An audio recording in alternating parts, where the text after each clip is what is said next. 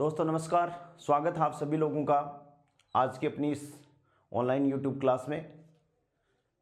दोस्तों अपनी जो 11वीं क्लास है, जो सीनियर सेकेंडरी लेवल है, उसमें 11वीं क्लास की यूनिट अपनी हीट एंड थर्मोडायनेमिक्स चल रही है और उसमें अपन ने पिछले वाले वीडियो में गुप्त ऊष्मा के बारे में डिस्कस किया था कि एक तो गलन की गुप्त ऊष्मा और दूसरी वाष्पन की गुप्त ऊष्मा। आज अपन आगे की चर्चा करते हैं कि भाई ऊष्मा को अपन मेजर करें। ऊष्मा तो है ही, हीट तो है ही, तो ऊष्मा को अपन मेजर किस में करते हैं, किसके द्वारा करते हैं और ऊष्मा के मेजर करने को क्या प्रिंसिपल है, क्या सिद्धांत है। तो नेक्स्ट अपन चर्चा करते हैं आज ऊष्मा मिति। ऊष्मा मिति, ऊष्मा मिति का मतलब है ऊष्मा को मेजर करने वाला। मिति, ऊष्मा मिति, या इसे अपन बोलते हैं दोस्तों कैलोरीमीट्री, कैलोरीमिति या कैलोरीमिति, ऊष्मामिति या कैलोरीमिति। कैलोरीमीट्री भी इसको बोला जाता है। क्या है कैलोरीमिति का मतलब? क्या है? ऊष्मा का मापन। क्या है दोस्तों? ऊष्मा का मापन। कैलोरी मिति का अर्थ है ऊष्मा का मापन। क्या है दोस्तों? ऊष्मा का मापन अपन किस सिद्धांत के द्वारा करते हैं? कैलोरीमिति के सिद्धांत के द्वारा उपयोग करते हैं ऊष्मा का मापन। ऊष्मा का मापन करने वाला उपकरण, ऊष्मा का मापन करने वाला उपकरण कैलोरीमीटर कहलाता है। क्या कहलाता है दोस्तों? कैलोरीमीटर कहलाता है। कैलोरी मीटर कहलाता है। ऊष्मा का मापन करने वाला उपकरण कैलोरीमीटर कहलाता है। कैलोरीमिति का सिद्धांत क्या है? कैलोरीमिति का सिद्धांत इंपॉर्टेंट है। कैलोरीमिति का सिद्धांत क्या कहता है? दो भिन्न भिन्न ताप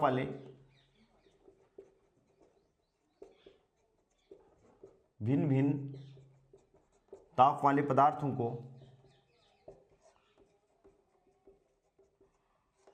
को आपस में मिलाया जाता है।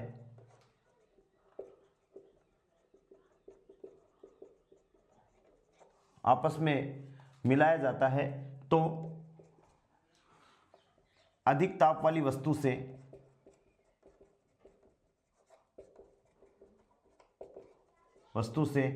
ऊष्मा का स्थानांतरण कम ताप वाली वस्तु की ओर, ऊष्मा का स्थानांतरण कम ताप वाली वस्तु की ओर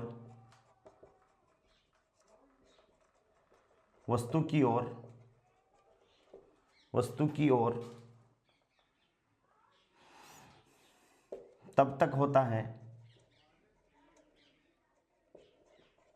जब तक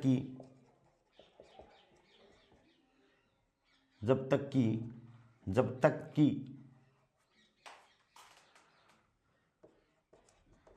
दोनों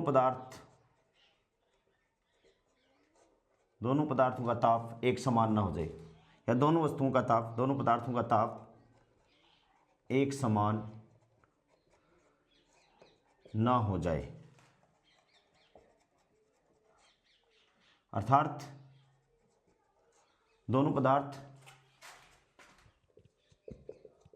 पदार्थ ऊष्मीय साम्यावस्था में ना आ जाए, तब तक ऊष्मा का स्थानांतरण होता रहता है। ठीक है, ताप का स्थानांतरण है या ऊष्मा का स्थानांतरण तब तक होता रहेगा कि जब दो अलग अलग ताप की वस्तुएं हैं अपने पास में। जैसे मान लो पानी और दूध अपन मान लें, जिसमें पानी का टेम्परेचर नॉर्मल रूम टेम्परेचर है और दूध का अपन ले लें कि गर्म कर लें और दोनों को मिक्स कर दें, तो अधिक ताप वाली वस्तु से ऊष्मा का स्थानांतरण निम्न ताप वाली वस्तु की ओर तब तक होता है जब तक कि दोनों का ताप बराबर ना हो जाए। यानी ऊष्मा का स्थानांतरण होगा और जैसे ही दोनों वस्तुओं का तापमान बराबर हो जाएगा, दोनों पदार्थों का तापमान या दोनों दरों का तापमान बराबर हो जाएगा, तो ऊष्मा का स्थानांतरण दोस्तों रुक जाएगा। इस प्रक्रिया में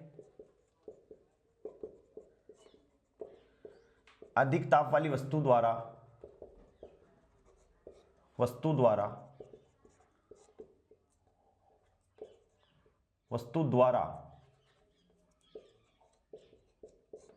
उष्मा की हानि,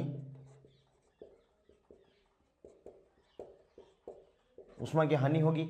जो अधिक ताप है वो वहां से तो क्या उष्मा कम ताप वाली वस्तु को मिलेगी। तो इस प्रक्रिया में अधिक ताप वाली वस्तु द्वारा उष्मा की हानि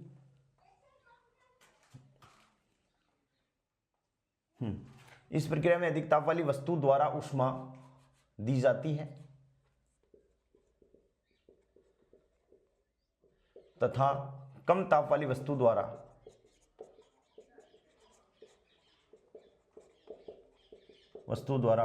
उष्मा ग्रहण की जाती है। अर्थात दी गई उष्मा, अर्थात ऊर्जा संरक्षण के नियम से दी गई उष्मा बराबर ली गई उष्मा। दी कौन सी वस्तु द्वारा उष्मा दी जाएगी? जो उच्च ताप पर है उसके द्वारा तो उष्मा दी जाएगी, और ली किसके द्वारा जाएगी? जो निम्न ताप पर वस्तु है उसके द्वारा उसमें ली जाएगी। ठीक है, और ये अपन ने जो लिखा है वो अर्थात उष्मीय ऊर्जा के संरक्षण नियम से लिखा है। किस नियम से लिखा है दोस्तों? उष्मीय ऊर्जा के संरक्षण नियम से लिखा है। तो अपन ये कह सकते हैं कि कैलोरीमिति का सिद्धांत है वो किस सिद्धांत पर है? उष्मीय ऊर्जा के सिद्धांत पर आधारित होता है। किस सिद्धांत पर आधारित होता है? उष्मीय ऊर्जा के सिद्धांत पर दोस्तों ये आधारित होता है। ठीक है, अब ये जो अपन ने मिक्स किया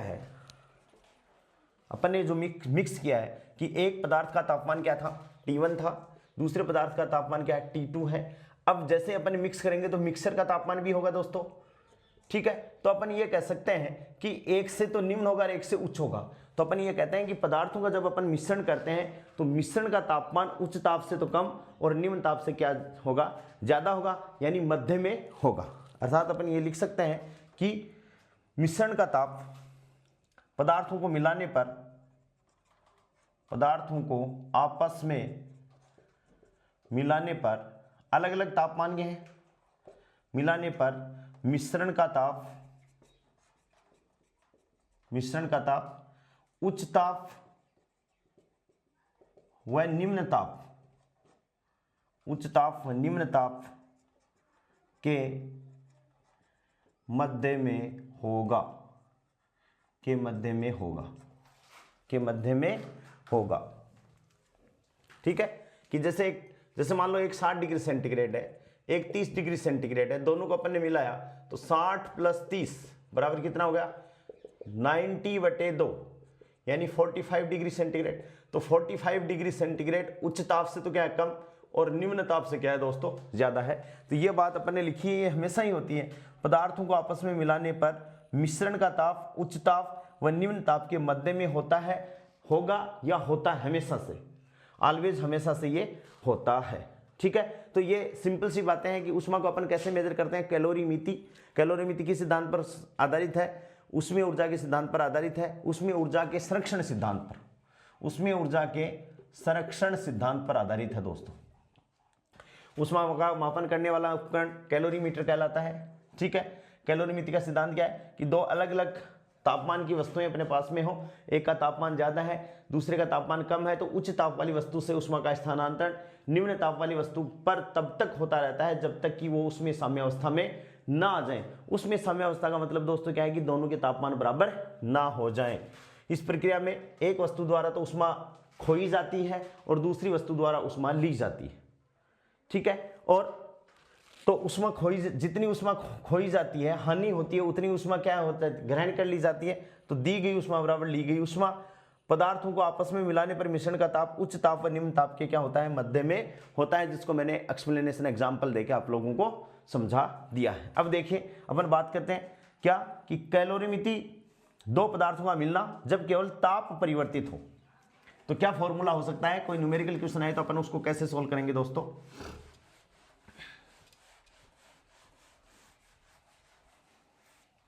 दो पदार्थों का मिलना इंपॉर्टेंट है, बहुत ध्यान से करेंगे। दो पदार्थों का मिलना जब केवल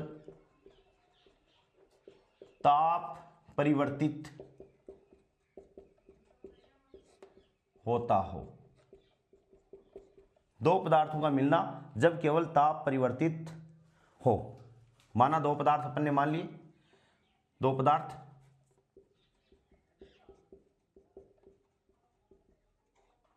मान लिए, जिसमें एक का द्रव्यमान अपन क्या मान लें भाई, m1। एक पदार्थ m1, दूसरा पदार्थ है उसका द्रव्यमान क्या है, m2 हो गया। एक का तापमान T1 मान लें, दूसरे का तापमान क्या मान लें, T2 मान लें, ठीक है। और अपन ये भी मान सकते हैं कि T1 इज ग्रेटर देन क्या है, T2 है, यानी T1 उच्च ताप और T2 क्या है दोस्तों, निम्न ताप है। और स्पेसिफिक हीट या विशिष्ट उष्मा पहले की मान लें S1 और दूसरे की क्या मान लें S2, यानी उष्मा धारण करने की क्षमता पहले पदार्थ की मान ली S1, दूसरे पदार्थ की मान ली अपन ने S2। दो पदार्थों का मिलना, मिल रहे हैं पदार्थ जब केवल ताप परिवर्तित हो रहा हो, यानी अपन ने माना कि एक पदार्थ का जो मात्रा है वो m1 है, m1 ग्राम मान लो, तापमान T1 है और उष्मा धारिता कितनी है या विशिष्ट उष्मा कितनी है दोस्तों, S1 है, क्योंकि द्रव्यमान माना अपन तो विशिष्ट उष्मा होगी। दूसरे पदार्थ की m2, तापमान T2 और उसकी उष्मा धारिता क्या है दोस्तों, S2 है, ठीक है। यदि दोनों के मिश्रण का तापमान TMIX मिक्स हो तो अब उष्मा धारिता अपन जानते हैं S = 1/m और डेल Q अपॉन क्या होती है, डेल्टा T। ये विशिष्ट उष्मा धारिता की परिभाषा है, ये अपन ने पढ़ लिया कि 1 ग्राम पदार्थ का तापमान 1 डिग्री सेंटीग्रेड बढ़ाने के लिए जितनी अपन को उष्मा की आवश्यकता होती है वो उसकी क्या कहलाती है, उष्मा धारिता कहलाती है।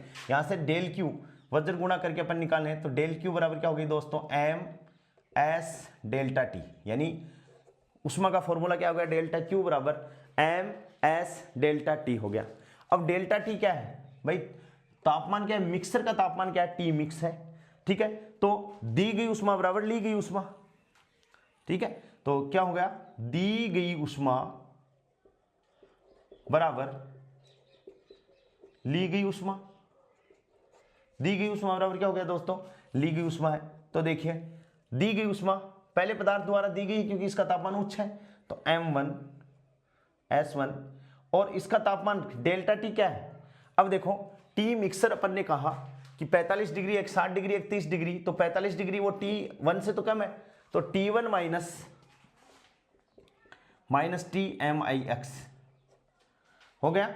और दूसरे के लिए क्या हो जाएगा, m2 S2 और T मिक्स माइनस क्या हो जाएगा दोस्तों, T2, T मिक्स माइनस क्या हो जाएगा, T2 हो जाएगा। यहां से इसको वज्र गुणा कर लें अपन, m1 S1 T1 minus m1 S1 T mix, ठीक है, बराबर m2 S2 T मिक्स और माइनस m2 S2 और क्या हो गया दोस्तों, T2 हो गया, ठीक है। अब अपन फंक्शनांतरण कर दें, T मिक्स को उधर ले जाएं और उसको इधर ले आए तो क्या हो जाएगा, m1 S1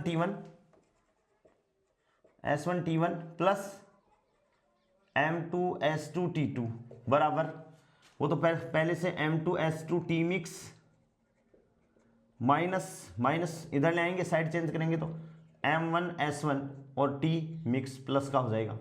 यहां से अपन क्या ले लेंगे, T मिक्स कॉमन ले लेंगे दोस्तों, क्या हो जाएगा, T मिक्स को अपन कॉमन ले लेंगे। तो यहाँ पे क्या न्यूमेरिकल क्वेश्चन आता है, बच्चे मतलब इसको छोड़ देते हैं, बच्चे ये सोचते हैं कि भाई ये सिलेबस में है ही नहीं, लेकिन जब आपकी उष्मा हीट सिलेबस में है, हीट एंड थर्मोडायनेमिक्स है, तो ये पक्का सिलेबस में है। आपको ये पूछ सकता है उष्मा को कैसे मेजर करें, तो उष्मा को कैलोरीमिति सिद्धांत से मेजर किया जाता है। किस सिद्धांत पर आधारित है, उष्मीय संरक्षण सिद्धांत पर आधारित है। तो यहाँ से देखिए T मिक्सर, तो T मिक्स वहाँ से कॉमन ले लें, तो TMIX मिक्स और ये क्या हो जाएगा, m1 S1 plus m2 S2 equals to m1 S1 T1 plus m2 S2 T2 implies that T MIX mix equals to M1S1T1 plus M2S2T2 बटे क्या हो जाएगा दोस्तों M1S1 प्लस M2S2। ये क्या हो जाएगा मिक्सर का तापमान हो जाएगा, उस पदार्थ की क्या हो जाएगा मिक्सर का तापमान हो जाएगा, जो अपन को याद रखना है। क्या हो जाएगा दोस्तों मिक्सर का तापमान। ये तो कब है जब दो पदार्थों का मिलना, जब केवल ताप परिवर्तित होता है, अवस्था परिवर्तन नहीं हो रहा, केवल तापमान में परिवर्तन हो रहा है। अवस्था क्या है एज इट इज है। जैसे लिक्विड में अपन ने मेजर किया है तो लिक्विड का ही है, समझ गए क्या। लेकिन जब अवस्था भी परिवर्तित हो जाएगी तो दूसरा केस क्या हो गई, दो पदार्थों का मिलना जब तापमान तथा अवस्था दोनों परिवर्तित हो तो वहां क्या आ जाएगी गुप्त ऊष्मा की भी कंसेप्ट दोस्तों वहां कंसीडर अपन करेंगे। ठीक है ना। तो इसको आप फॉर्मूले को उतार लो, इंपॉर्टेंट फॉर्मूला, स्क्रीनशॉट लेना चाहो तो स्क्रीनशॉट इसका ले सकते हो। ठीक है। नेक्स्ट अपना इसी में टॉपिक आता है दो पदार्थों का मिलना। नेक्स्ट देखिए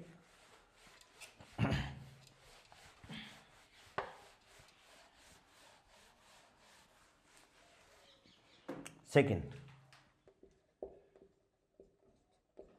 दो पदार्थों का मिलना, दो पदार्थों का मिलना जब ताप व अवस्था, जब ताप व अवस्था, ताप व अवस्था दोनों परिवर्तित हों, ताप व अवस्था दोनों परिवर्तित, ताप अवस्था दोनों क्या हो दोस्तों परिवर्तित हो, ताप और अवस्थाएं दोनों क्या हो रही हैं परिवर्तित हो रही हैं। ठीक है। तो यहां से देखें वही पदार्थ अपने माना दो पदार्थ, ठीक है। पहला अपन मान लेते हैं जिसका द्रव्यमान कितना है वही M1S1, दो भिन्न अवस्था वाले पदार्थ हैं, अवस्था भी भिन्न है। जैसे इसका द्रव्यमान M1, इसका स्पेसिफिक हीट कितनी है S1, ठीक है। तापमान कितना है T1 और अवस्था भी क्या है अलग है, अवस्था फर्स्ट मान सकते हैं। फर्स्ट का मतलब है लिक्विड में भी हो सकता है, ठोस में भी हो सकता है और गैस में भी हो सकता है। और दूसरा जो पदार्थ है M2S2, तापमान कितना है T2 और इसकी अवस्था दोस्तों क्या हो सकती है सेकंड। सेकंड मैंने अवस्था पर्टिकुलर डिफाइन नहीं किया, मैंने अवस्था एक और अवस्था सेकंड बना लिया, क्योंकि अपन क्या कर रहे हैं अलग अलग अवस्था है। जब ताप व अवस्था दोनों क्या हो रही हो दोस्तों परिवर्तित हो रही हैं, पहले ये इस अवस्था में था और फिर इस अवस्था में आ गया, तब क्या होगा तो ठीक है ना M2 ऊष्मा पाकर M1 की अवस्था में चला जाता है, ये बात हुई। यानी M2 पदार्थ ऊष्मा पाकर M1 की अवस्था में परिवर्तित हो जाता है। यानी अवस्था भी क्या हो रही है दोस्तों परिवर्तित हो रही है। तो वही काम दी गई ऊष्मा बराबर ली गई ऊष्मा, ऊष्मा संरक्षण के सिद्धांत पर ही काम करेगा ये। तो ये क्या हो गया M1S1 T1 minus T mix delta T, तो ये आ गया बराबर क्या हो गया दोस्तों M2LF, LF यानी गुप्त ऊष्मा है, M2LF गुप्त ऊष्मा plus M2S2 T mix minus T2, T mix minus T2 हो जाएगी, और M2LF plus M2S2 T mix minus T, T mix minus T plus M2S2 और क्या हो जाएगी दोस्तों T माइनस क्या हो जाएगा T2।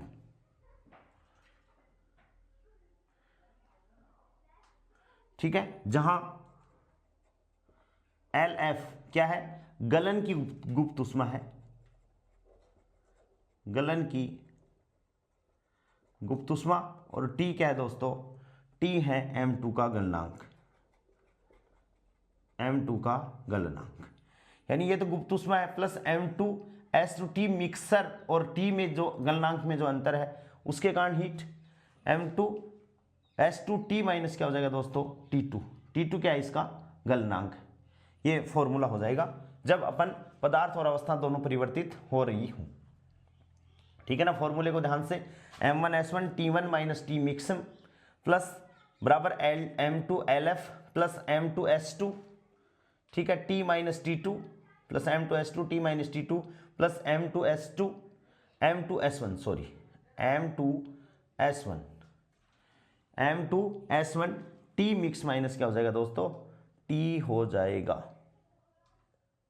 ठीक है, ये आपका फॉर्मूला है, ये इंपॉर्टेंट फॉर्मूला है, इसको आप याद रखोगे। और इसमें M2 पदार्थ उष्मा पाकर M1 की अवस्था में परिवर्तित हो रहा है, और यदि जस्ट इसका उल्टा हो जाए तो क्या हो जाएगा, M2S2 T1 minus T mix या T2 माइनस टी मिक्स, जहां M1 है वहां तो M2 आ जाएगा और S1 है वहां क्या हो जाएगा, S2 आ जाएगा। सेम टू सेम फॉर्मूला बन जाएगा। तो एक तो वो फॉर्मूला कि जब केवल तापमान में परिवर्तित हो और तापमान और अवस्था दोनों परिवर्तित हो तो एक अवस्था फर्स्ट है और दूसरी अवस्था क्या है दोस्तों, सेकंड है। ठीक है, अब नेक्स्ट देखिए, इंपॉर्टेंट टॉपिक है सूचक आरेख, इंडिकेटर आरेख होते हैं जो थर्मोडायनेमिक्स में भी काम में आएंगे। सूचक आरेख जैसे आई वी अभिलाक्षणिक वक्र होते हैं, अभिलाक्षणिक वक्र का मतलब आते ही अपन समझ जाते हैं कि आई और वी के ग्राफ की बात कर रहे हैं। वैसे ही दोस्तों सूचक आरेख जैसे ही आते हैं तो इसका मतलब सूचक आरेख या तो पी और टी में होंगे या पी और क्या होंगे, किस में होंगे, वी में होंगे। ठीक है ना, इंपॉर्टेंट है दोनों ही। सूचक आरेख,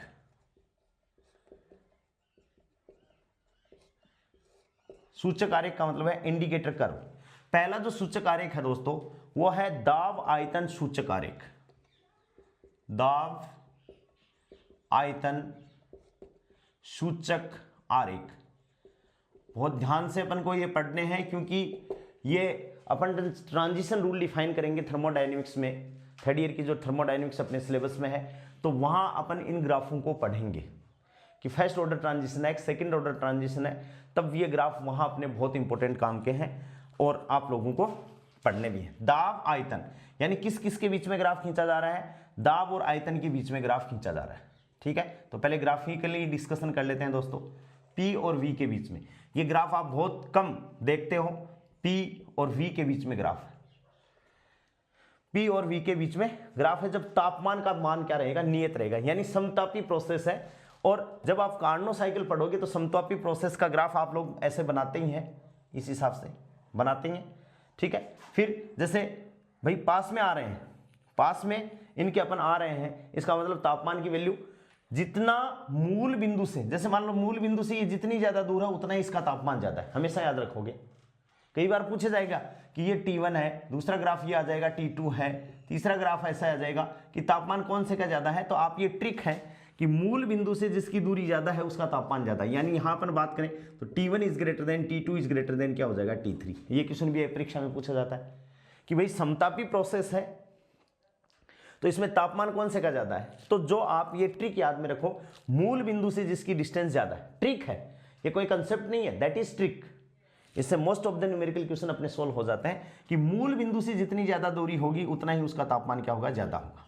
ठीक है, देखिए सूचक आरेख है, ये तो अलग से हटके क्वेश्चन हो गया था। सूचक आरेख की अपन बात कर रहे हैं। सूचक आरेख किस किस के बीच में है दोस्तों, P और V के बीच में ग्राफ है। किस किस के बीच में, P और V के बीच में ग्राफ है। और अपन तो प्रोसेस क्या होगी, तापमान नहीं था तो ये समतापी प्रोसेस, यानी ये एक ग्राफ आ गया। फिर धीरे धीरे क्या हो रहा है, टेम्परेचर डिक्रीज, टेम्परेचर क्या हो रहा है, डिक्रीज हो रहा है, तो ये ग्राफ आ गया। ठीक है, फिर टेम्परेचर को अपन और डिक्रीज कर रहे हैं तो ये ग्राफ की स्थिति कैसी आ जाएगी, इस हिसाब से आ रहा है। ठीक है, इस हिसाब से।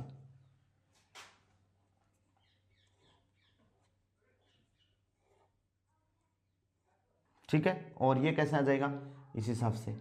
फिर और स्थिति हो रही है तो ये ऐसे यार ग्राफ आ रहा है।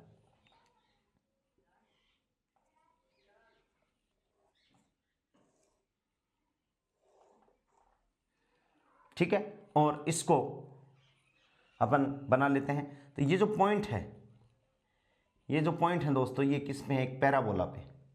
किस में है पॉइंट, पैराबोला पे।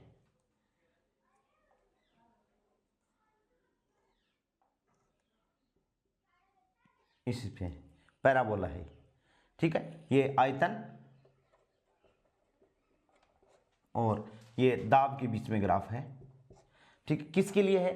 CO2 गैस के लिए दोस्तों, CO2 गैस के लिए। किसके लिए? CO2 गैस के लिए। ये N, इसको अपन N दे देते हैं, एक सिचुएशन है, दूसरी एंडेस। और यहां पर ये जो पॉइंट्स हैं, ये पॉइंट एकदम इसके कॉर्नर में काट रहे हैं। जो पहला जो टेम्परेचर है वो कितना है दोस्तों? 13.1 डिग्री सेंटीग्रेड। दूसरा जो टेम्परेचर है वो 21.5 डिग्री सेंटीग्रेड। ठीक है, और यहां पर जो टेम्परेचर है यहां पर, ये दोस्तों है 31.1 डिग्री सेंटीग्रेड, 31.1 डिग्री सेंटीग्रेड। ठीक है, इस पॉइंट को अपन M, इसको अपन मान रहे हैं L, इसको M डेस, और इसको अपन दे रहे हैं L डेस, इसको K, N M K, और N डेस M डेस L डेस और K डेस। और यहाँ जो स्थिति है वो किसकी स्थिति है दोस्तों? वाष्प की स्थिति है। और ये जो स्थिति है वो किसकी स्थिति है? द्रव की स्थिति है। ये स्थिति किसकी है? द्रव की है। और ये जो ग्राफ अपन ने बनाया है ये CO2 ग्राफ है, और ये पॉइंट है, ये अपन ने क्या लगाया है, ये पॉइंट अपने पास में है। ठीक, ग्राफ को आप बहुत अच्छे से बनाइएगा। ये ग्राफ आपको बहुत कम मिलता है, मिलता ही नहीं है, बहुत सी किताबों में है ही नहीं। अपन केवल अवस्था ग्राफ, कौन सा? PT ग्राफ अपन पढ़ते हैं। कौन सा ग्राफ पढ़ते हैं दोस्तों? P और T ग्राफ पढ़ते हैं। ये दाब और आयतन के बीच का ग्राफ है, जब तापमान क्या हो? T क्या हो दोस्तों? नियत हो।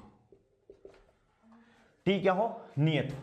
तो अपन ये ग्राफ तो जानते ही, अपन उष्मागतिकी में पढ़ेंगे, थर्मोडायनेमिक्स में, समतापी प्रसार और समतापी संपीड़न। लेकिन जैसे जैसे अपन क्या कर रहे हैं, अपन दाब की वैल्यू जैसे जैसे डिक्रीज हो रही है, ये तो इंक्रीमेंट है, डिक्रीज हो रही है, तो आयतन में क्या हो रही है दोस्तों? इंक्रीमेंट हो रहा है। आयतन में क्या हो रहा है? इंक्रीमेंट हो रहा है। ठीक है, ग्राफ को बना लीजिए बहुत अच्छे से। स्क्रीनशॉट लेना चाहें तो आप स्क्रीनशॉट ले सकते हैं, इंपॉर्टेंट ग्राफ है।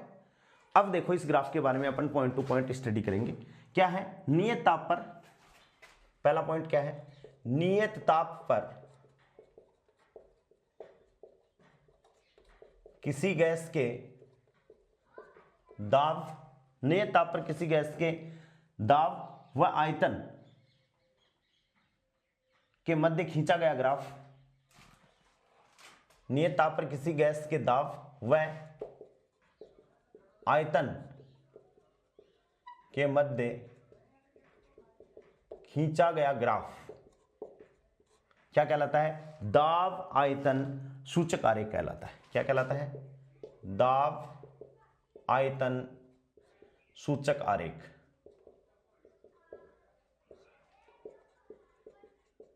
इंपॉर्टेंट बात है, यहीं से क्वेश्चन आ सकता है। कैसे आ सकता है? कि दाब आयतन ग्राफ सूचक आरेख खींचा जाता है। दाब और आयतन के मध्य P बराबर नियत है, दाब और आयतन के मध्य एंथैल्पी नियत है, दाब और आयतन के मध्य एंट्रोपी नियत है। कोई से भी चार ऑप्शन आपको बना के दे सकता है। यदि आपको ये लाइन है, नियत ताप पर किसी गैस के दाब व आयतन के मध्य खींचा गया ग्राफ दाब आयतन सूचक आरेख कहलाता है। ठीक है, हाँ, नियत ताप पर दाब आयतन के मध्य खींचे गए ग्राफों का समूह,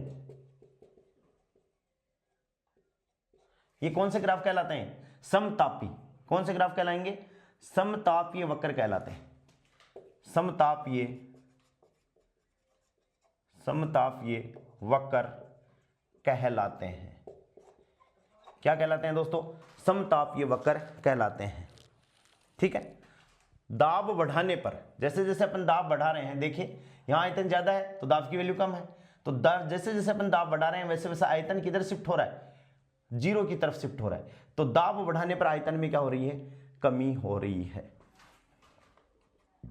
दाब बढ़ाने पर आयतन में कमी आती है।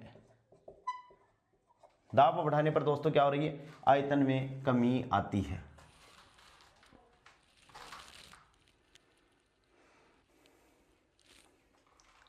दाब और बढ़ाने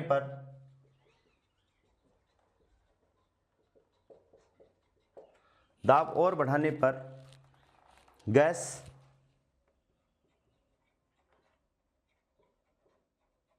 गैस द्रव में, गैस वो किस में आ जाती है, द्रव में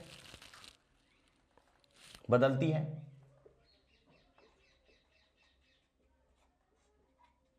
गैस द्रव में बदलती है जिससे आयतन में तेजी से कमी आती है, जिससे आयतन में तेजी से, जिससे आयतन में तेजी से कमी आती है।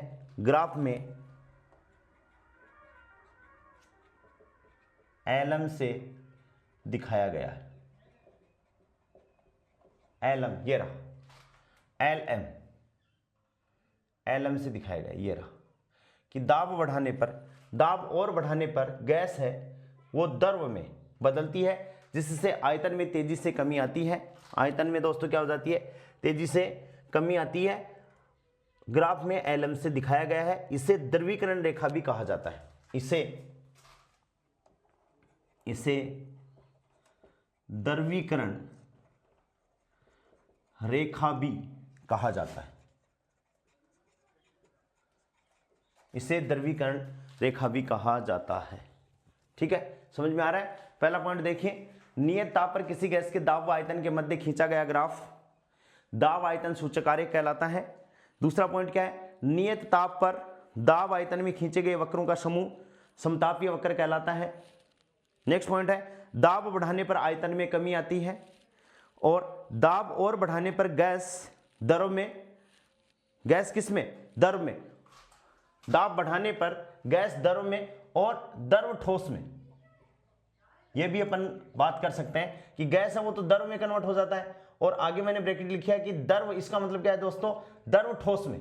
यदि गैस है तो वो द्रव में कन्वर्ट हो रही है, और यदि द्रव है तो वो किस में कन्वर्ट हो जाएगा, ठोस में बदलती है, जिससे आयतन में तेजी से कमी आती है। ग्राफ में एलएम से दिखाया गया, इसे द्रवीकरण रेखा भी कहा जाता है। इसे द्रवीकरण रेखा भी दोस्तों कहते हैं। नेक्स्ट पॉइंट देखिए, नेक्स्ट पॉइंट क्या है, एक निश्चित ताप से अधिक ताप पर, एक निश्चित ताप से अधिक ताप पर, एक निश्चित ताप से अधिक ताप पर दाब बढ़ाने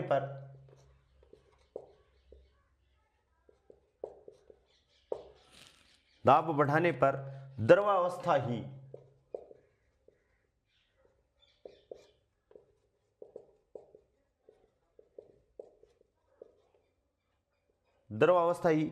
प्राप्त नहीं होती,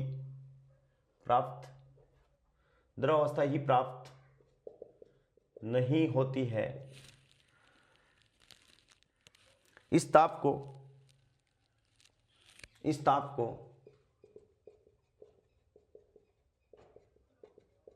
क्रांतिक ताप कहते हैं। इस ताप को क्रांतिक ताप कहते हैं। बिंदु x, ग्राफ में बिंदु x देखिए, ये रहा बिंदु x। ठीक है, CO2 के लिए इंपॉर्टेंट क्वेश्चन है, CO2 कार्बन डाइऑक्साइड के लिए क्रांतिक ताप याद रखेंगे, कितना दे रखा है, 31.1 डिग्री सेंटीग्रेड, 31.1 डिग्री सेंटीग्रेड। और दूसरा जल के लिए H2O का क्रांतिक ताप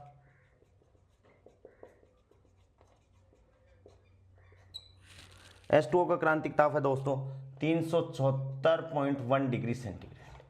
कितनी है, 374.1 डिग्री सेंटीग्रेड। ये बातें हैं किसके बारे में, दाब आयतन सूचक आरेख के बारे में दोस्तों बातें हैं। एक निश्चित ताप से अधिक ताप पर दाब बढ़ाने पर, एक निश्चित ताप से अधिक ताप पर दाब बढ़ाने पर द्रव अवस्था ही प्राप्त नहीं होती है। इस ताप को क्रांतिक ताप कहते हैं, जिसे अपन ने ग्राफ में किस से डिनोट किया है, बिंदु x से डिनोट किया है। CO2 का क्रांतिक ताप कितना है दोस्तों, 31.1 डिग्री सेंटीग्रेड, तथा H2O का क्रांतिक ताप कितना है दोस्तों, 374.1 डिग्री सेंटीग्रेड। कितना है, 374.1 डिग्री सेंटीग्रेड है। तो इसमें देखिए यही इंपॉर्टेंट लाइन है, बहुत इंपॉर्टेंट है ये कि दाब बढ़ाने पर आयतन में क्या आती है दोस्तों, कमी आती है।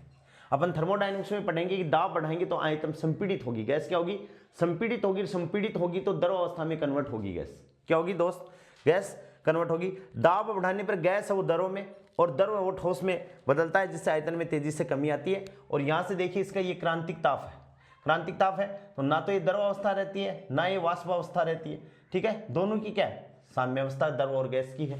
तो यही है कि द्रव अवस्था ही प्राप्त नहीं होती है जबकि और भी अवस्था प्राप्त होती है। इस तापमान को अपन क्या कहते हैं दोस्तों, क्रांतिक ताप कहते हैं। क्या कहते हैं, क्रांतिक ताप कहा जाता है। इसे अपन क्या कहते हैं, दाब आयतन सूचक आरेख ये है, ठीक है।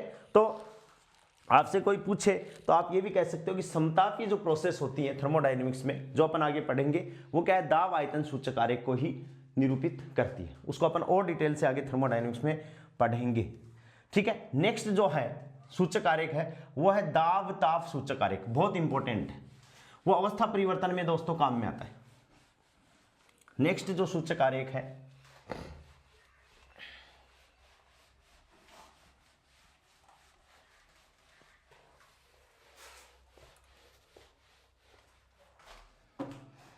नेक्स्ट आरेख है दोस्तों दाब ताप सूचक आरेख, दाब ताप सूचक आरेख यानी PT graph, PT graph, P और टी के बीच में बना हुआ ये ग्राफ है, ठीक है। ये अपने जो थर्मोडायनेमिक्स में मैंने बताया वहां हीलियम फर्स्ट और हीलियम सेकंड पढ़ेंगे, तो वहां भी ये ग्राफ बहुत इंपॉर्टेंट है, ठीक है। ग्राफ क्या है देखिए थोड़ा सा,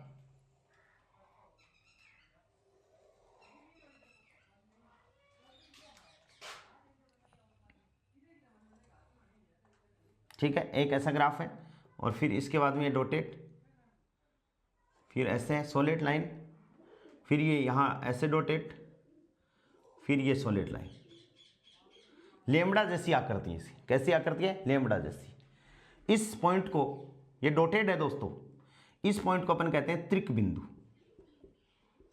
क्या कहते हैं,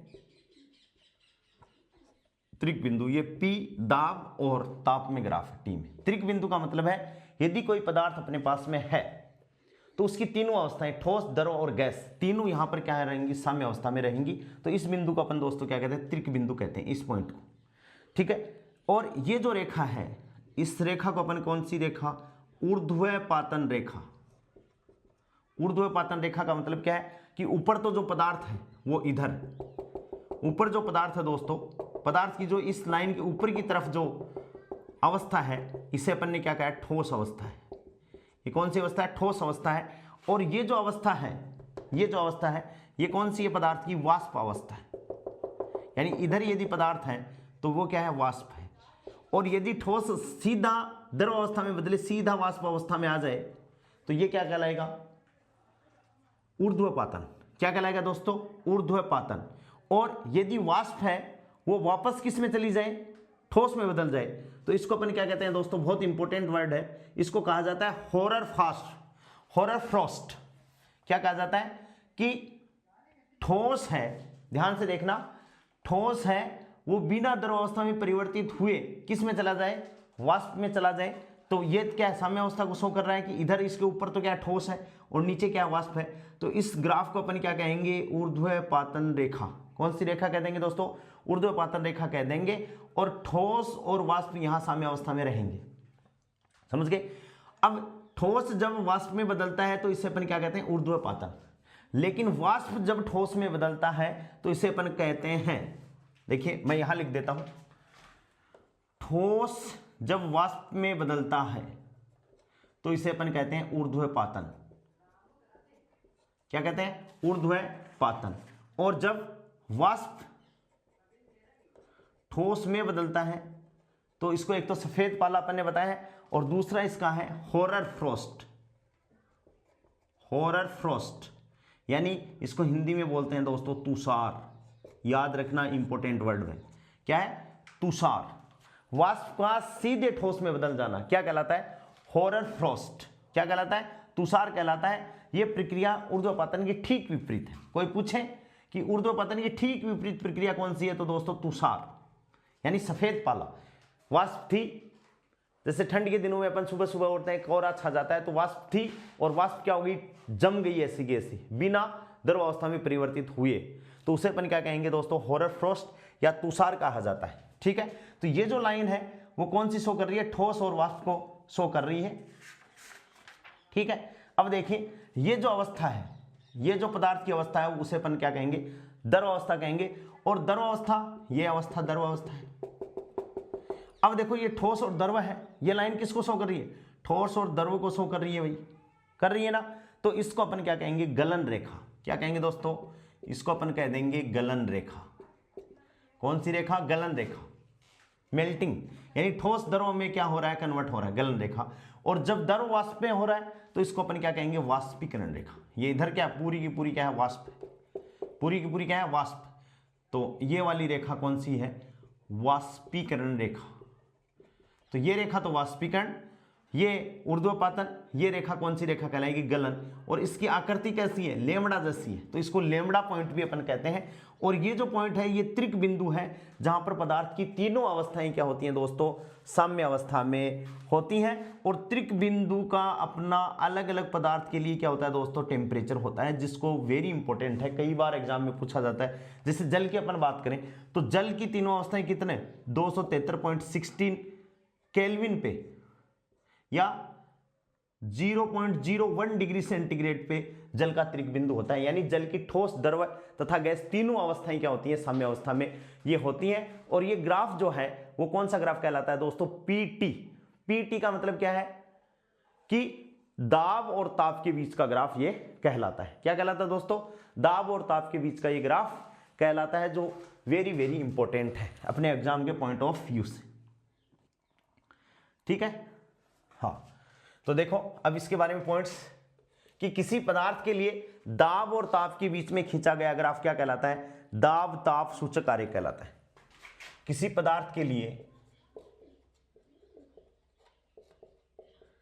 किसी पदार्थ के लिए दाब व ताप के मध्य खींचा गया ग्राफ, खींचा गया ग्राफ क्या कहलाता है, दाब ताप सूचक आरेख कहलाता है। क्या कहलाता है दोस्तों, दाब ताप सूचक आरेख कहलाता है। ठीक है, अब अपन बात कर रहे हैं किसकी, वाष्पीकरण रेखा की, ए,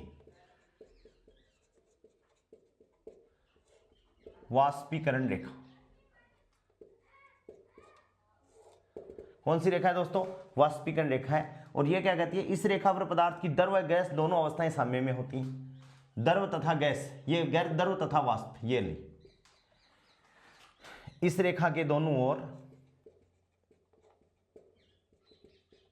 ओर पदार्थ की द्रव तथा गैस, गैस का मतलब क्या है, वाष्प अवस्थाएं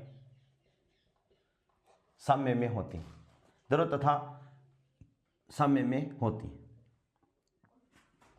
अवस्थाएं साम्य में होती।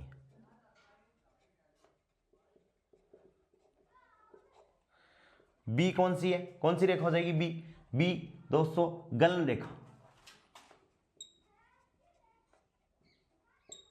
गलन रेखा का मतलब इस लाइन के दोनों ओर ठोस तथा द्रव अवस्था दोनों साम्य अवस्था में होती हैं।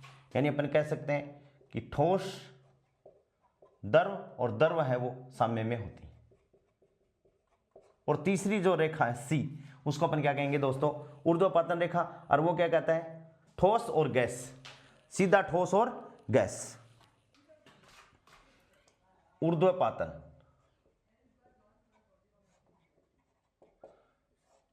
और इसमें क्या है, ठोस है वो सीधा गैस में, ठीक है, साम्य अवस्था में रहते हैं।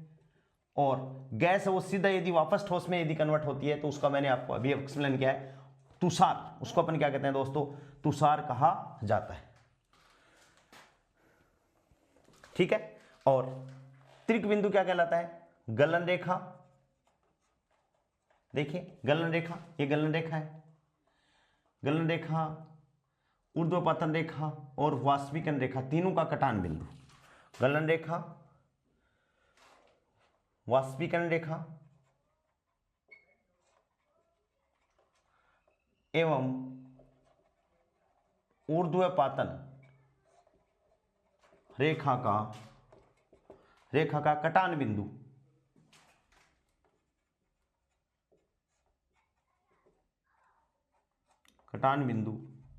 त्रिक बिंदु कहलाता है। क्या कहलाता है दोस्तों? त्रिक बिंदु कहलाता है। या होगी गलन रेखा, वाष्पीकरण रेखा, ऊर्ध्वपतन रेखा का कटान बिंदु या प्रतिच्छेद बिंदु क्या कहलाता है दोस्तों? त्रिक बिंदु कहलाता है। या त्रिक बिंदु को भी अपन कैसे डिफाइन करें?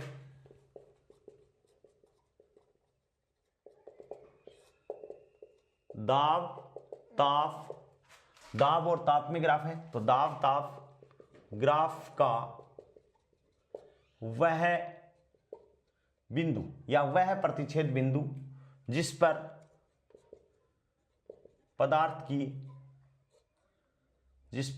की ठोस, द्रव तथा गैस तीनों अवस्थाएं साम्य में हो, क्या कहलाता है दोस्तों? त्रिक बिंदु कहलाता है। क्या कहलाता है? त्रिक बिंदु कहलाता है। इंपॉर्टेंट है कि दाब ताप वक्र का वह बिंदु जिस पर पदार्थ की तीनों अवस्थाएं क्या होती हैं? साम्य में होती हैं। क्यों तीनों अवस्थाओं का मतलब क्या है दोस्तों? ठोस भी है, यहां पर क्या है, जैसे अपन पानी की बात करें तो पानी की बर्फ भी है, गैस भी है, और दोस्तों क्या है? लिक्विड भी है। ठीक है, क्या कहलाता है? त्रिक बिंदु कहलाता है। इंपॉर्टेंट बात है, वेरी इंपॉर्टेंट। पानी के लिए त्रिक बिंदु दोस्तों आपको याद रखना, पानी का त्रिक बिंदु ताप, पानी का त्रिक बिंदु ताप बहुत इंपॉर्टेंट है, वो मैंने लिख रखा है। कितना है दोस्तों? 273.16 केल्विन, या डिग्री सेंटीग्रेड में इसको बदलोगे तो 0.01 डिग्री सेंटीग्रेड। Very important.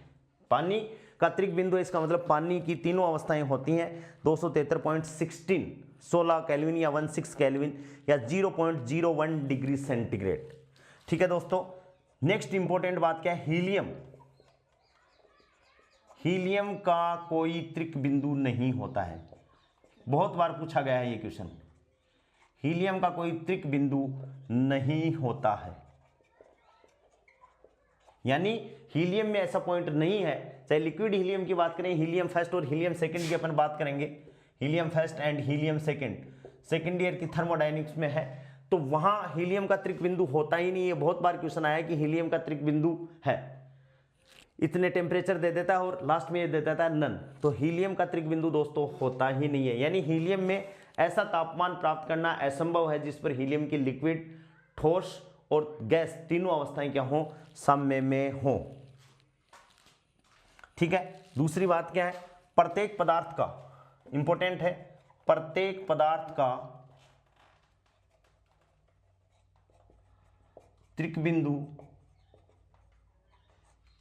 बिंदु अद्वितीय होता है। अद्वितीय होता है, अद्वितीय का मतलब है दोस्तों एक ही होता है, केवल एक। यह नहीं है कि एक ही पदार्थ के लिए जल का त्रिक बिंदु एक हो गया, फिर आगे दूसरा हो सकता है, तीसरा हो सकता है। किसी भी पदार्थ के लिए त्रिक बिंदु हमेशा एक ही होता है। यानी अपन त्रिक बिंदु एक होने का मतलब है कि एक ही तापमान ऐसा होता है जिस पर तीनों अवस्थाएं क्या होती हैं दोस्तों? साम्य में होंगी, और अलग अलग ये नहीं होती है। ठीक है ना, अलग अलग ये नहीं होती है। प्रत्येक पदार्थ का त्रिक बिंदु क्या होता है दोस्तों? अद्वितीय होता है, याद रखेंगे। ठीक है, नेक्स्ट इंपॉर्टेंट बात क्या है? इसको मिटा देता हूं, आपने नहीं उतारा तो उतार लीजिए। इंपॉर्टेंट बात है, ये पानी का त्रिक बिंदु तापमान 273.16 केल्विन, ये मानो आ गया एग्जाम में, आप लोगों को टिक लगाना है केवल। हीलियम का कोई त्रिक बिंदु नहीं होता है, ये आपके एग्जाम में क्वेश्चन आए तो इसको 11वीं लेवल भी मान सकते हैं अपन, और बीएससी लेवल भी मान सकते हैं, क्योंकि बीएससी की सेकेंड ईयर में भी अपन पढ़ेंगे इसको जाके। त्रिक बिंदु क्या दोस्तों? त्रिक बिंदु नहीं होता है। और प्रत्येक पदार्थ का त्रिक बिंदु क्या होता है दोस्तों? अद्वितीय होता है, एक और केवल एक ही होता है। इस बात का अपन ध्यान रखेंगे। नेक्स्ट बात और क्या है इंपॉर्टेंट?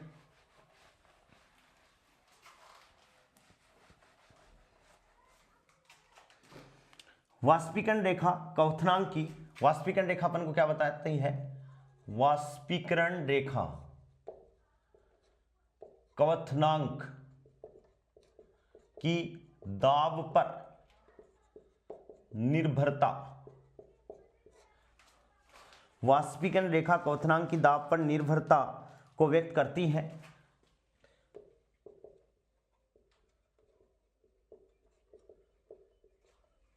निर्भरता को व्यक्त करती हैं।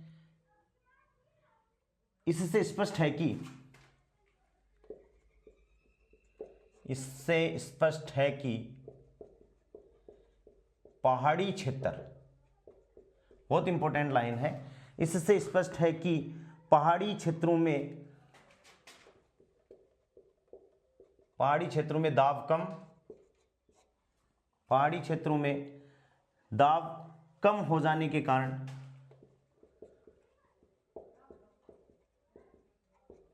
पहाड़ी क्षेत्रों में दाब कम हो जाने के कारण क्वथनांक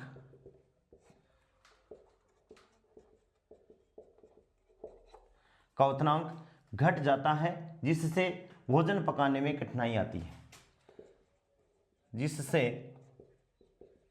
भोजन पकाने में कठिनाई आती है। होती नहीं है दाल, यदि अपन चंद्रमा पर जाकर दाल या पहाड़ों पर जाकर अपन दाल पका रहे हैं तो दाल काफी देर बाद में जाकर दोस्तों क्या होती है, पकती है, पकाने में कठिनाई आती है। इसके विपरीत जल्दी भोजन पकाने के लिए, इसके विपरीत जल्दी भोजन पकाने के लिए सबके घरों में यूज कर रहे हैं, बताओ क्या है, सबके, इसके विपरीत जल्दी भोजन पकाने के लिए प्रेशर कुकर, जल्दी भोजन पकाने के लिए प्रेशर कुकर का उपयोग किया जाता है, प्रेशर कुकर का उपयोग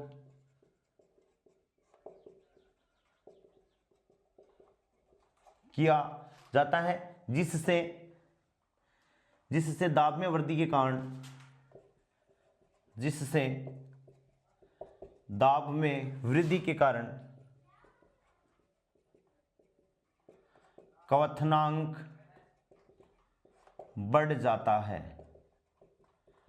क्योंकि प्रेशर कुकर में हवा बाहर नहीं निकलती है, दाब में बढ़ जाता है, दाब बढ़ जाता है। ठीक है, अब यहां अपन बात करें तो देखिए पानी के लिए अपन बात कर रहे हैं दोस्तों, इंपॉर्टेंट पॉइंट है, पानी के लिए, किसके लिए बात कर रहे हैं, पानी, वाटर। ठीक है, इसको आप पॉइंट्स में लिख लीजिए, सिंबल में लिख लीजिए। पहला पॉइंट क्या है, यदि P यानी दाब बढ़ेगा, ठीक है, यदि दोस्तों क्या हो रहा है, दाब बढ़ेगा तो रिजल्ट क्या होगा, मेल्टिंग पॉइंट MP, दाब बढ़ेगा तो मेल्टिंग पॉइंट क्या हो रहा है दोस्तों, घटेगा, दाब बढ़ेगा तो क्वथनांक बढ़ जाता है, दाब बढ़ेगा तो क्वथनांक, जिससे दाब में वृद्धि के कारण क्वथनांक घट जाता है, ऐसे लिखना, मेल्टिंग पॉइंट घटेगा, और दोस्तों मेल्टिंग पॉइंट का मतलब है गलन, और बॉइलिंग पॉइंट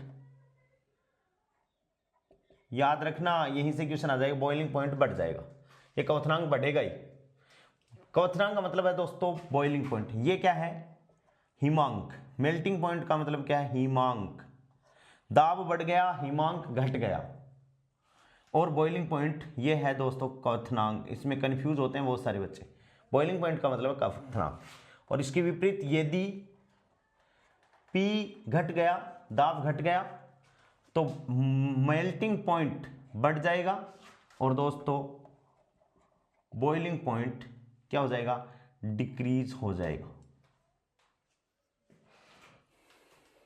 ठीक है, ये दोनों एग्जाम्पल, इन दोनों से ही अपन ने ये लिखा है कि वाष्पीकरण रेखा क्वथनांक की दाब पर निर्भरता को व्यक्त करती है। इससे स्पष्ट है कि पहाड़ी क्षेत्रों में दाब कम हो जाने के कारण, भाई दाब तो क्या हो जाएगा, कम हो जाएगा, क्यों हो जाएगा पहाड़ी क्षेत्रों में काम, जैसे मान लो ये पहाड़ है, ठीक है, अब जैसे पहाड़ी क्षेत्र पर अपन गए तो ये जो वायुमंडल था इसका दाब तो क्या होगा, उस पर कम ही लगेगा भाई, उस पर तो ऊपर वाला दाब ही लगेगा।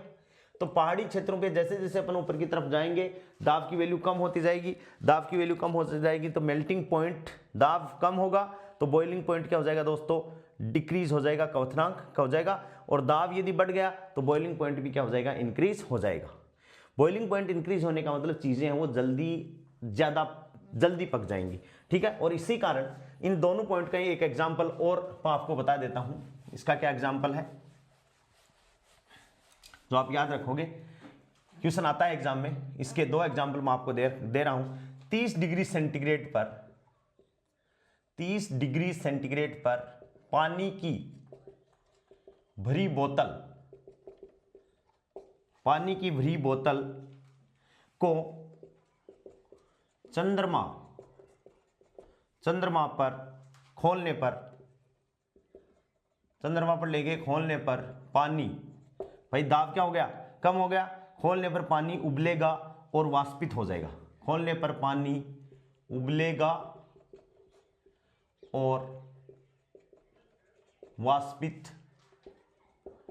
हो जाएगा। क्या हो जाएगा, वाष्पित हो जाएगा, क्योंकि दाब की वैल्यू क्या हो जाएगी, कम हो जाएगी। कम तापमान पे भाग जाएगा वो, बॉइलिंग पॉइंट क्या हो जाएगा, कम हो जाएगा, ठीक है। दूसरा पॉइंट क्या है, इसी का एग्जांपल क्या है, पहाड़ की ऊंचाई पर खाना उचित ढंग से, पहाड़ की ऊंचाई पर खाना उचित ढंग से, पहाड़ की ऊंचाई पर खाना उचित ढंग से नहीं पकाया जा सकता, नहीं पकाया जा सकता है। पहाड़ की ऊंचाई पर खाने को उचित ढंग से अपन नहीं पका सकते, ठीक है। तो ये अपन को जो लास्ट के दो पॉइंट हैं ये इस क्लास के सबसे इंपॉर्टेंट पॉइंट हैं दोस्तों। त्रिक बिंदु इस चैप्टर के लिए भी इंपॉर्टेंट है। अपनी जो थर्ड ईयर की जो सेकेंड ईयर की जो अपन थर्मोडायनेमिक्स पढ़ेंगे वहां के लिए भी ये क्वेश्चन आ सकता है। ये इंपॉर्टेंट पॉइंट है, ये इंपॉर्टेंट है। ये प्रत्येक पदार्थ का त्रिक बिंदु अद्वितीय होता है, हीलियम का कोई त्रिक बिंदु होता नहीं है। और 30 डिग्री सेंटीग्रेड पर पानी की भरी बोतल है तो पानी बॉइलिंग पॉइंट घट जाएगा। घटने का मतलब क्या है दोस्तों, कि जो चीज 80 डिग्री सेंटीग्रेड पर जाकर उबलती थी वो घटने का मतलब वो 70 या 60 डिग्री सेंटीग्रेड पे क्या हो जाएगी, उबलने लग जाएगी। तो 30 डिग्री सेंटीग्रेड पर पानी पृथ्वी पर है और जैसे उसको चंद्रमा पर अपन ले जाएंगे तो क्या हो जाएगा, उबलेगा और वाष्पित क्या हो जाएगा, पानी वाष्पित हो जाएगा। क्या हो जाएगा, जल्दी से उड़ जाएगा पानी, वाष्पित हो जाएगा दोस्तों, ठीक है। और उसके बाद में है एक छोटा सा वर्ड है पुनर्हिमायन। देखिए रिलीगेशन बोल सकते हैं इसको, बर्फ का पुनर्हिमायन। देखिए छोटा सा एक पॉइंट है और ये इसी पे बेस्ड है, इन पॉइंटों पे। रिलीगेशन, पुनर्हिमायन, कि ये अपने पास में कोई बर्फ की सिल्ली है, इसको अपन ने कहीं रखा हुआ है बर्फ की सिल्ली को, और इस बर्फ की सिल्ली पे अपन ने एक तार रख दिया ऐसे, और इस तार पे दोनों तरफ अपन ने क्या लगा दिया दोस्तों, कोई वेट लगा दिया। क्या लगा दिया, वेट लगा दिया, ठीक है।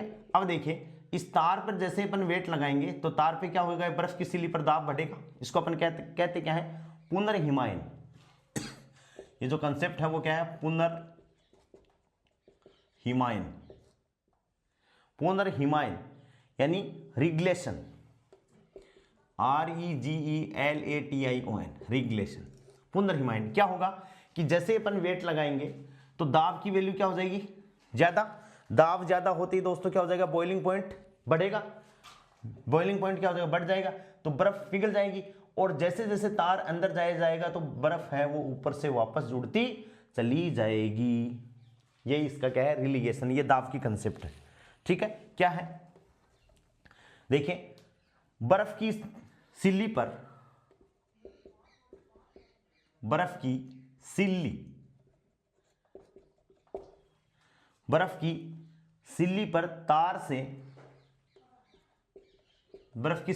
तार से द्रव्यमान लटकाने पर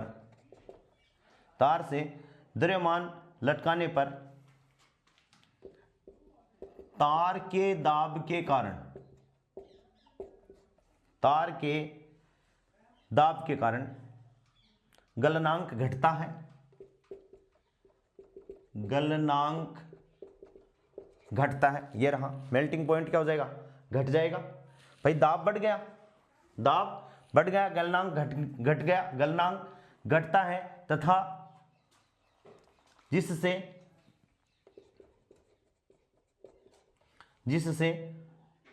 बर्फ पिघलने से, जिससे बर्फ पिघलती है, जिससे बर्फ पिघलती है और तार नीचे धंस जाता है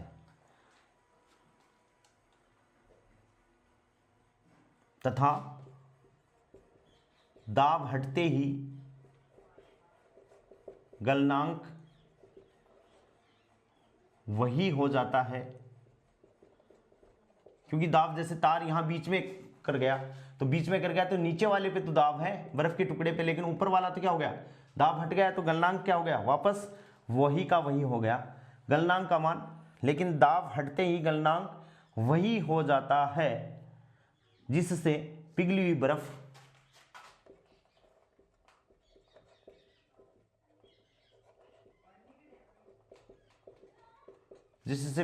बर्फ जमकर शेष बर्फ के समान, शेष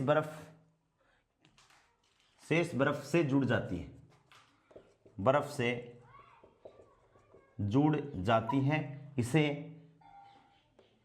पुनर्हिमायन कहते हैं, इसे पुनर्हिमायन कहते हैं।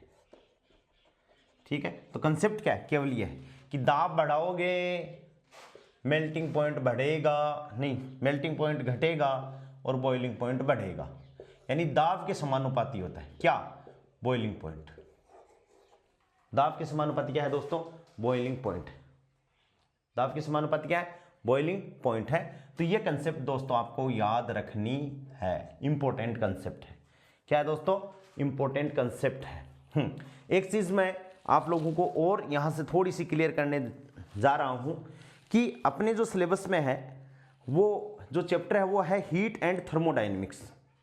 ठीक है, तो ये जो अपना लेटेंट हीट के बाद में जो अपन ने चेंज ऑफ स्टेट ये पढ़ाया है, ये इसी चैप्टर का है। लेकिन अब सिलेबस में क्या दे रखा है, इसके बाद में zeroth and first law of thermodynamics, thermodynamics process, second law of thermodynamics और कार्नोट इंजन। जबकि अपन बात करें तो ये एक अलग से अपना पूरा चैप्टर है। तो इससे जुड़ा हुआ चैप्टर क्या है कि नेक्स्ट जो चैप्टर है दोस्तों रेडिएशन, कि भाई उष्मा जो स्थानांतरण हो रही है वो कितने प्रकार की विधियों से हो सकती है, जैसे संवहन है, कन्वेक्शन है, कंडक्शन है एंड रेडिएशन है, चालन, संवहन और विकिरण वो हो जाएंगी। ठीक है, उसके बाद में क्या, थर्मल कंडक्टिविटी है, थर्मल रेडिएशन है, ब्लैक बॉडी है और स्टीफन और वीन का विस्थापन नियम, न्यूटन्स लॉ ऑफ कूलिंग है। यानी ये चैप्टर इसी से रिलेटेड है, यानी हीट एंड थर्मोडायनेमिक्स से ही रिलेटेड। ठीक है, तो मैं ये सोच रहा हूं कि इस चैप्टर के कंटिन्यूअसली अपन 15वां चैप्टर 15वीं जो यूनिट है उसको भी साथ के साथ ही अपन कंप्लीट कर देंगे। तो ये जो अपनी तीनों यूनिट हैं कौन कौन सी, KTG kinetic theory of gases, heat and thermodynamics और चैप्टर नंबर 15 रेडिएशन, कौन सा, अपनी 13, 14 और 15 तीनों यूनिट एक साथ ही दोस्तों हो जाएंगी। जो अपनी सीनियर सेकेंडरी लेवल में जो 11वीं क्लास है उसकी तीनों यूनिट अपने पास साथ में क्या हो जाएंगी, एक साथ ही मैक्सिमम कंप्लीट हो जाएंगी। और इसके अपन एक साथ ही बाद में क्या कर लेंगे दोस्तों, न्यूमेरिकल क्वेश्चन एक साथ ही तीनों यूनिटों के अपन एक साथ में कर लेंगे। 2 दिन हो जाएंगे, 3 वीडियो में हो जाएंगे, कंप्लीट हो जाएंगे।